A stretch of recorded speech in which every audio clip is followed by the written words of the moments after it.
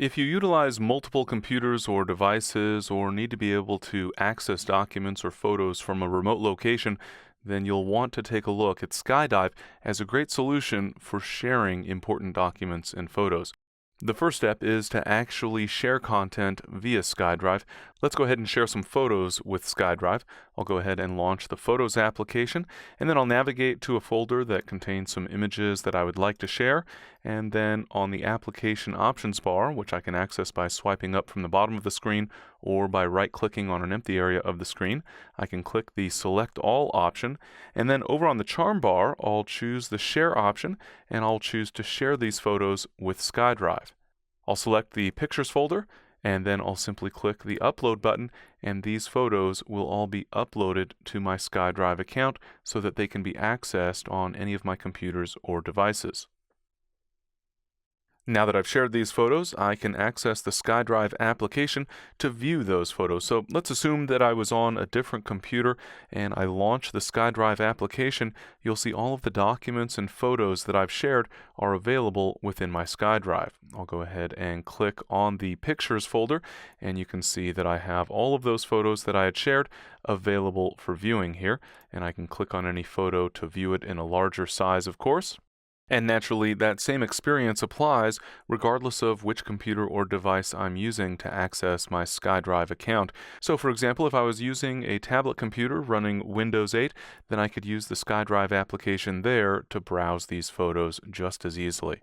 And I can even use a desktop application for SkyDrive so that I can very easily copy files to the SkyDrive account with File Explorer. Let's take a look at that option. That does require that I utilize another application. I'll go ahead and search for that application. I'll go ahead and type SkyDrive Desktop and execute that search. And then it looks like this link will take me to the appropriate location. So I'll go ahead and click on that option, and then I'll scroll down, and what I want is the SkyDrive application for the desktop.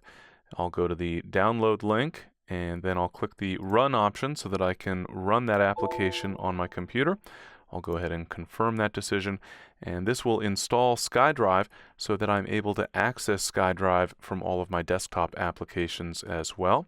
You can see here that I get a little bit of information about SkyDrive and how it works, and I'll be automatically signed in to my SkyDrive account.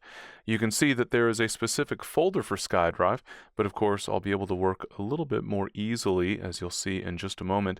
And I can also choose what I want to synchronize. And generally speaking, I would say that you probably want to synchronize all of your files and folders for the SkyDrive. I'll go ahead and click Next, and then click Done in order to complete that process.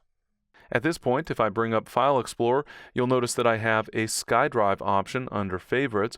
I'll go ahead and navigate to my Documents folder, and then I'll drag a new document that is not on my SkyDrive onto the SkyDrive option under Favorites. I'll also hold the Control key on the keyboard while I'm dragging and dropping so that the file will be copied, not moved to my SkyDrive. One thing to keep in mind, however, is that when I drag an item onto the SkyDrive, it's not placed into a folder. So if I want to maintain a folder structure, I'll need to go back to the SkyDrive and make an adjustment. I could also add specific SkyDrive folders to my favorites list if I wanted to, but I'll go ahead and just click on the SkyDrive option and then click and drag in order to move this document into the Documents folder. And of course, I could also create additional subfolders if I wanted to.